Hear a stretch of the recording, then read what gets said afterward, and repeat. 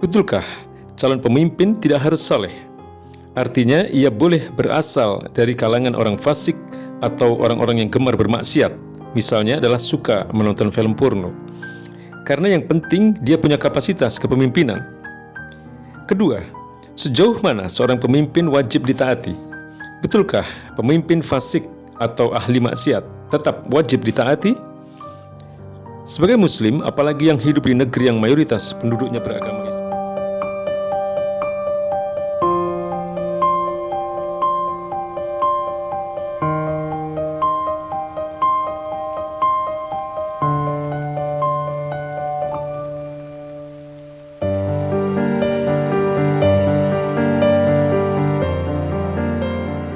Ketua Majelis Pertimbangan Partai Persatuan Pembangunan, Roma Hurmuzi alias Romi, baru-baru ini mengungkapkan harapannya agar publik atau masyarakat tidak menyoal kesalehan dari 3 nama calon presiden atau capres yang muncul di sejumlah lembaga survei nasional. 3 nama itu adalah Ganjar Pranowo, Prabowo Subianto, dan Anies Baswedan. Hal itu terungkap dalam acara Catatan Demokrasi TV One yang dikutip pada hari Rabu 10 Mei. Romi berujar, di dalam Al-Ahkam Sultaniyah, kitab yang menjadi salah satu rujukan untuk tata negara dalam hukum Islam sekalipun, seorang pemimpin yang ahli maksiat pun masih memiliki hak untuk ditaati sepanjang dia tidak melarang kebebasan beragama, ungkap Romi. Atas dasar itu, menurut Romi, yang menjadi persoalan krusial sebenarnya adalah kualitas dan kapasitas pemimpin itu sendiri, bukan urusan kesalehan personal seorang pemimpin. Terkait pernyataan Romi di atas, setidaknya ada 2 hal yang perlu kita persoalkan. Yang pertama, tentang kriteria calon pemimpin.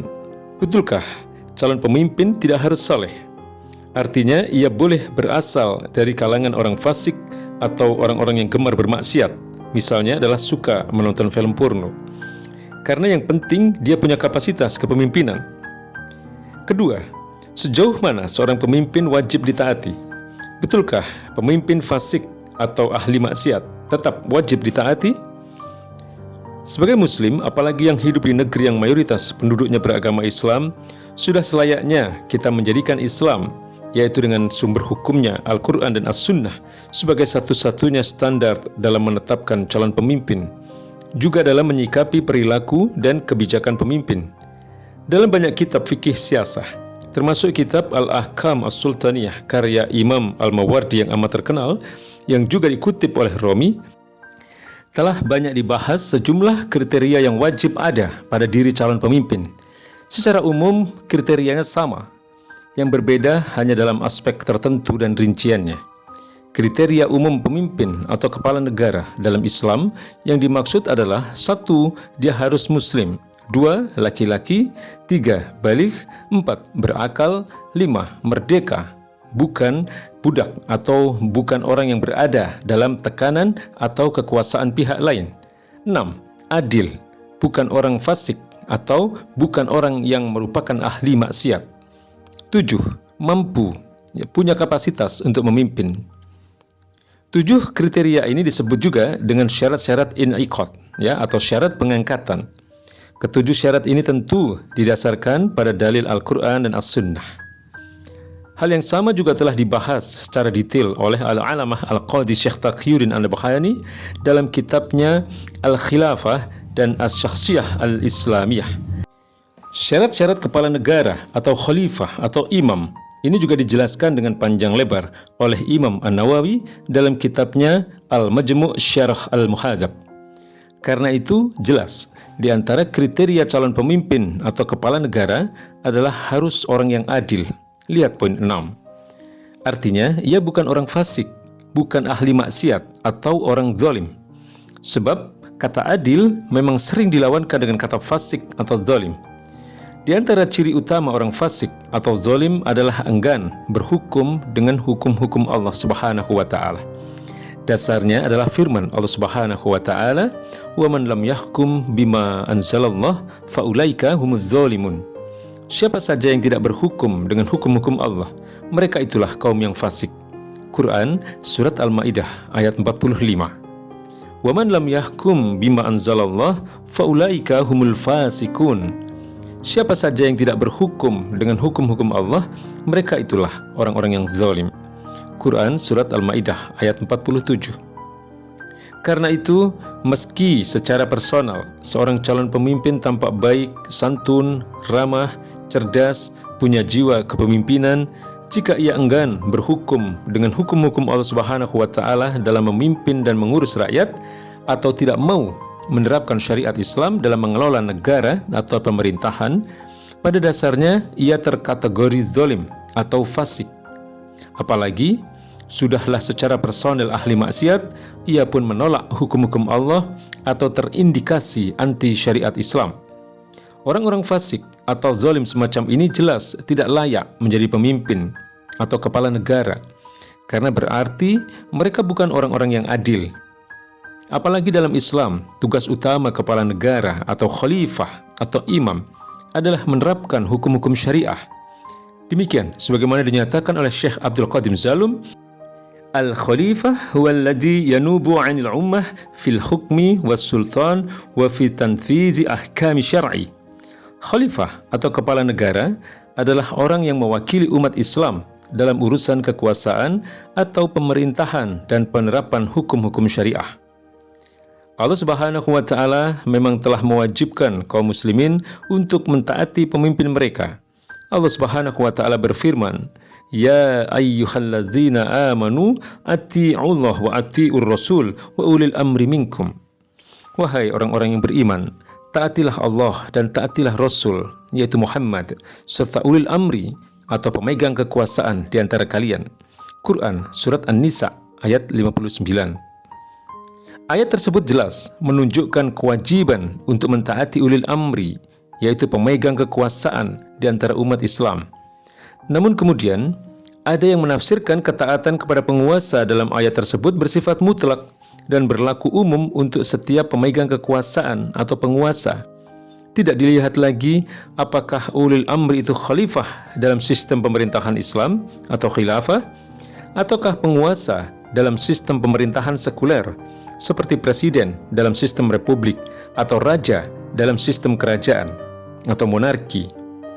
Padahal yang dimaksud bukanlah sembarang penguasa, melainkan penguasa dalam sistem pemerintahan Islam atau khilafah, yaitu imam atau khalifah dan para wakilnya. Ini sejalan dengan penjelasan Imam Asy-Syaukani rahimahullah yang berkata, "Wa ulil amri hum al-immah was-salatin wal qudah wa kullu man kanat lahu wilayatun syar'iyyah la wilayatan taghutiyah." Ulil amri adalah para imam, para sultan, para qadi atau hakim, dan setiap orang yang memiliki kekuasaan syar'i, bukan kekuasaan bangsa togut. Ketaatan kepada imam atau khalifah dan para wakilnya tersebut juga terbatas pada perkara yang ma'ruf, yang dibenarkan syariat Islam, bukan ketaatan pada segala perkara yang mungkar atau maksiat. Ini sejalan dengan penjelasan para mufassir terkait ayat di atas.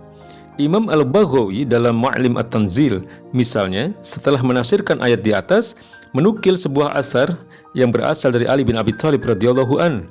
Beliau berkata, hak yang wajib ditunaikan oleh seorang pemimpin adalah memutuskan perkara atau berhukum dengan apa yang telah Allah turunkan, yaitu Al-Quran dan As-Sunnah, dan menjalankan amanah. Jika pemimpin telah melakukan hal itu, maka hak yang wajib ditunaikan oleh rakyat adalah mendengar dan taat. Imam Ibnu Katsir dalam tafsir Al-Quranul Azim setelah menafsirkan surat An-Nisa ayat 59 di atas juga menukil hadis berikut. Wa an Ummul Husain annaha sami'at Rasulullah sallallahu alaihi wasallam yakhutubu fi hajatil wada' yaqulu walau istu'mila alaikum abadun yakudukum bi kitabillah isma'u lahu wa ati'u. Dari Ummul Husain bahwa dia pernah mendengar Rasulullah Shallallahu Alaihi Wasallam berkhutbah pada Haji Wada. Beliau bersabda, meskipun kalian diperintah oleh seorang budak, sementara ia memimpin kalian dengan kitabullah, dengan Al-Quran, maka dengarlah dan taatilah dia. Hadis riwayat Muslim. Imam An-Nawawi menjelaskan maksud hadis di atas. Qala al-ulama maknahu ma damu mutamassikina bil Islam wa du'ai ila kitabillahi ta'ala. Para ulama berkata, maksudnya adalah selama para pemimpin itu masih berpegang teguh dengan Islam dan menyeru kepada kitabullah, kepada Al-Quranul Karim. Imam An-Nawawi dalam Syarah ala Sahih Muslim jelas bahwa yang dituntut atas kaum muslim sesungguhnya bukan sekedar memilih dan mengangkat pemimpin atau kepala negara. Mereka pun dituntut untuk menegakkan sistem pemerintahan Islam atau imamah atau khilafah. Imam An-Nawawi menyatakan umat wajib mempunyai seorang imam atau khalifah yang menegakkan agama, membela sunnah, menolong orang-orang yang dizalimi, serta memenuhi hak dan mengembalikannya pada posisinya. Saya tegaskan, pengangkatan imamah atau khilafah hukumnya fardu kifayah. Perlu dicatat, istilah imam ini dinyatakan oleh Imam An-Nawawi dengan konotasi khalifah dan amirul mu'minin. Beliau menyatakan seorang imam boleh disebut khalifah, imam atau amirul mu'minin. Ini dikuatkan oleh penjelasan Imam An-Nawawi dalam kitabnya Al-Majmu'. Imamah, khilafah, dan imaratul mu'minin adalah sinonim, banyak kata dengan konotasi yang sama. Hal ini juga dikuatkan dengan penggunaan kata khilafah dan khalifah dalam kitab Ar-Rawdah secara bersamaan dengan kata imam dan imamah. Jadi tidak benar jika imam yang dimaksud oleh Imam An-Nawawi di sini tidak harus khalifah, tetapi bisa presiden, raja, atau yang lain. Pernyataan seperti ini jelas menyesatkan. Masalah pengangkatan khalifah ini sebenarnya telah dibahas oleh para fuqaha pada masa lalu, sebagaimana yang dibahas Imam Al-Mawardi, Al-Juwaini, Al-Ghazali, hingga Imam An-Nawawi.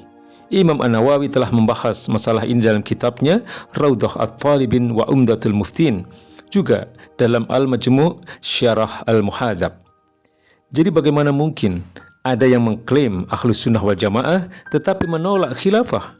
Apalagi rukun ke-12, sebagaimana yang dinyatakan oleh Al-Qahir Al-Baghdadi dalam kitabnya Al-Farqu Bainal Firaq, adalah meyakini perkara pokok, yaitu kewajiban menegakkan khilafah atau imamah.